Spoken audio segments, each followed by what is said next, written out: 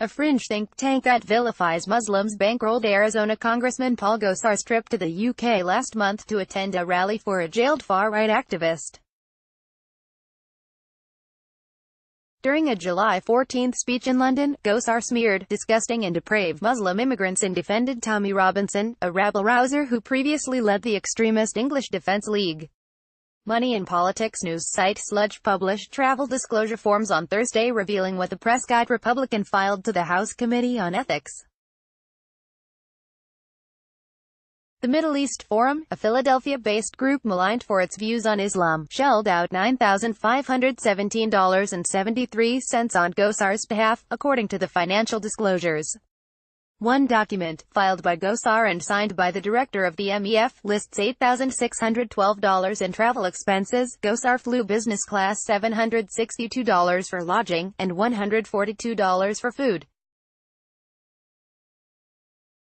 The MEF's director Greg Roman said in an interview that his organization supported the July 14 Robinson rally as a financial underwriter but didn't organize the speakers. "We don't agree with all of Robinson's views, but we do agree with his right to participate in the debate about the larger subject, which is Islamism," Roman told Phoenix New Times.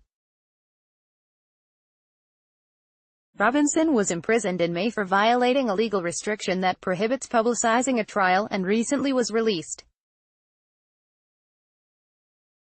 The MEF approached members of Congress encouraging them to attend the UK trip, Roman said.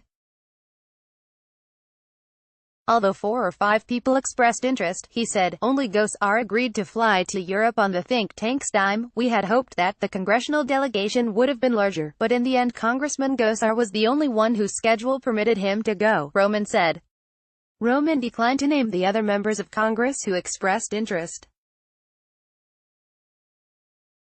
Critics say that the MEF, like other influential right-wing groups, disguises Islamophobic ideas with the gloss of academic language and an uncontroversial think tank name. Right-wing commentator Daniel Pipes founded the group in 1990. The Harvard-educated writer is known for his inflammatory pronouncements on Muslims, including an obsessive focus on the threat that Islamists pose to the U.S. His center is dedicated to exposing the alleged creep of Islamist politics and Sharia in society. The MEF's Islamist Watch project unveils and combats internal Islamist forces that exploit the freedoms of Western democracy to undermine from within, according to the group's website. The project seeks to make Islamists in suits and ties no more acceptable than ones wearing suicide vests. Roman, however, disputed the notion that the MEF is an anti-Muslim organization. "It is an anti-Islamist organization. Big difference there," Roman said. House members have to disclose to the Ethics Committee private sponsors of trips connected to the members' official duties.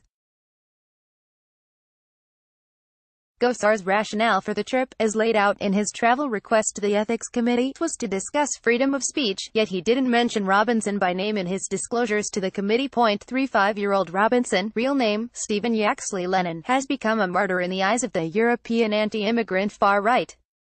Far-right activists argue that Robinson's rights were violated after he was arrested and jailed for filming outside of a courthouse, where Robinson claimed in a video that Muslim defendants inside were on trial for child sexual abuse. Robinson was released on August 1, but faces a new hearing over his contempt of court charge. Gosar's travel itinerary allowed the MEF to fly him to London during the weekend of the Robinson rally, while not sponsoring his appearance at the far-right rally to free Robinson. When disclosing his reason for flying to the UK, Gosar wrote on the travel form, "As a member of Congress, it is important for me to attend this trip to meet with outside groups to discuss the importance of respecting free speech," but the congressman designated July 14, the day of the Free Tommy Robinson rally, as a day of travel at Gosar's own personal expense, though Gosar's schedule and travel itinerary did not mention the rally. The Ethics Committee noted the timing of the Robinson rally in their approval of his official travel request, informing him that this rally is not within the scope of the officially connected travel that is the basis of this trip and that participation In rallies are related activities are not officially connected activities. The committee also warned that the London Metropolitan Police had issued a travel warning and security restrictions for the Robinson rally, and noted that the rally was organised by Gosar's travel sponsor. Overall, the optics are weird. Gosar went to London on an officially sanctioned, MEF-funded flight, then on his personal time, he appeared at a rally sponsored by the same organisation. Nevertheless, the MEF doesn't see any awkwardness in Gosar's travel schedule. The organization didn't pay for his security or travel on the day of the rally, Roman said, arguing that Gosar followed the letter and spirit of law if he goes to London to advocate for Tommy Robinson, which is the purpose of the trip. If he participates in an event that we're holding there, that's his decision and prerogative to do that, Roman said. Gosar was late to submit his travel request. Members of Congress must have travel requests approved 30 days in advance, but the House committee approved Gosar's request anyway. The documents obtained by Sludge also reveal that on July 15, Gosar met with bomb-throwing former Trump advisor Steve Bannon, former London Breitbart editor and MEF fellow Raheem Kassam, and the British politician Nigel Farage, a champion of Brexit. Roman said that the MEF organized Gosar's meeting with Farage and several other individuals, but claimed that the meeting with Bannon was not on the organization's itinerary. A representative for Gosar did not respond to a request for comment.